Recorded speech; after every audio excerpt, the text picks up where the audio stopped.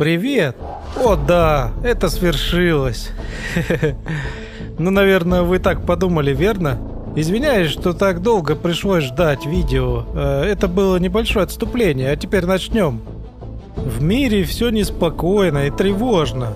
Все бурлит и кипит, как в желудке человека, который съел на завтрак просроченный доширак, а туалета в радиусе 10 километров нет. Так вот, кометы с ужасающим постоянством пролетают мимо Земли, зомби наступают, пришельцы атакуют и так далее.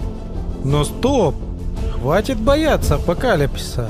А давайте-ка отправимся в небольшое государство в Средней Азии, в гости к нашим братьям-киргизам, и посмотрим, как они будут выживать в эти непростые времена.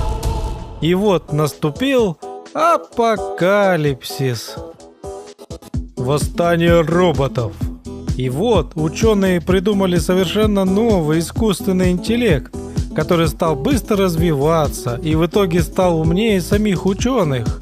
В общем, он решил, что ему нафиг нужны людишки, и их пора прикончить. Вообще, обычно киргиз-пастух где-нибудь в полях скажет: «Эй, какой нафиг восстание роботов?» и решит построить юрту. Да-да. Кстати, в Киргизии самая дешевая юрта стоит порядка 80 тысяч рублей. А что касается самой дорогой, то совершенству нет предела. Можно купить как за 3000 долларов, так и за 15 тысяч долларов юрту. И при этом срок службы юрты намного дольше, чем у среднестатистической иномарки. Примерно 25 лет в кочевых условиях. Ну так вот, я немного отвлекся. В общем, если роботы пойдут в наступление, то киргиз построит супер нанотехнологичного, бронированного, с большим пулеметом и харизмой самоходного робота под названием Адам Юрта, версия 1.0. Сядет в него и пойдет уничтожать злобных роботов. Эти недокиборги просто не устоят против этого чуда инженерии. Это я вам гарантирую.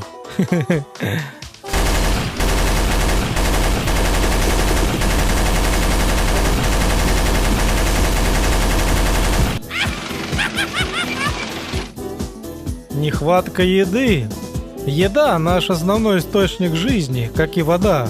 И если вдруг так случится, что вся еда исчезнет, ну или кто-нибудь у нас ее отберет, например, злостные ужасные гуманоиды, то выжить нам будет ох как нелегко. К счастью, нас спасут киргизы. Да-да, потому что именно на территории Киргизии находятся самые большие фруктовые и ореховые леса в мире. Они покрывают более 600 тысяч гектаров в долине реки Арслан-Боб. А как мы знаем, в орехах куча полезных веществ, микроэлементов, витаминов, а пищевые волокна, которые содержатся в орехах, оказывают благоприятное влияние на человеческий организм. Так еще и орехи являются весьма калорийным продуктом питания. А еще добавить сюда национальный киргизский напиток кымыз, ну или кумыс, который изготавливают из кобыльего молока, то тогда мы точно выживем.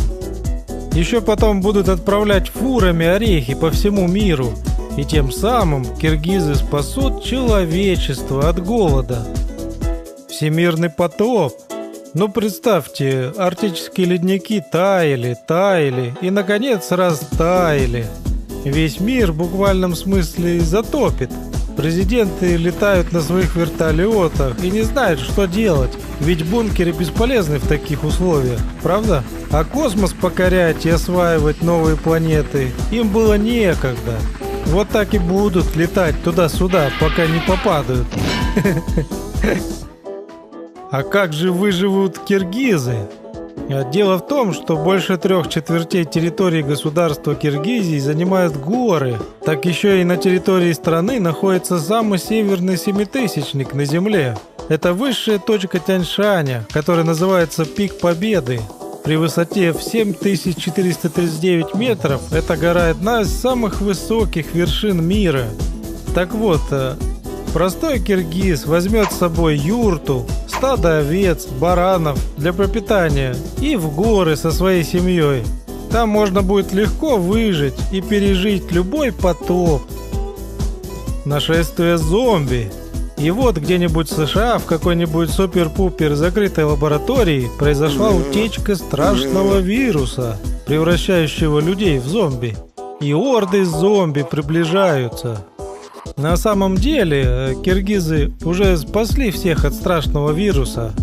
Да-да, не удивляйтесь, этот вирус назывался Братзот. Правда, заразил он овец и коз. Болезнь протекала молниеносно и за несколько минут могла убить животное. В итоге эта вакцина, придуманная киргизами, спасла миллионы животных. А значит, и от зомби вируса есть шанс, что умнейшие головы Киргизии что-нибудь допридумают. А если ничего не получится, то всем киргизам нужно бежать в бункер. Дело в том, что прямо под площадью Алато, в центре Бишкека, находится огромный подземный бункер, который был построен еще в советское время для руководства республики. Вот в нем-то и можно будет спокойненько пережить этот глобальный пипец. Так что, киргизы, имейте в виду, если какая начнется движуха опасная, все в Бишкек искать подземный бункер. Ну и бонус. Анекдотик небольшой. На необитаемом острове русский, узбек и киргиз. Русский.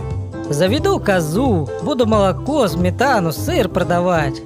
Узбек. Сделаю тандыр, буду лепешки продавать. Киргиз думал и сказал: А я буду вашим новым налоговым инспектором. ставь лайк, если понравился выпуск, и подписывайся на канал Bizarre World. Впереди еще много всего интересного и прикольного. Пока-пока!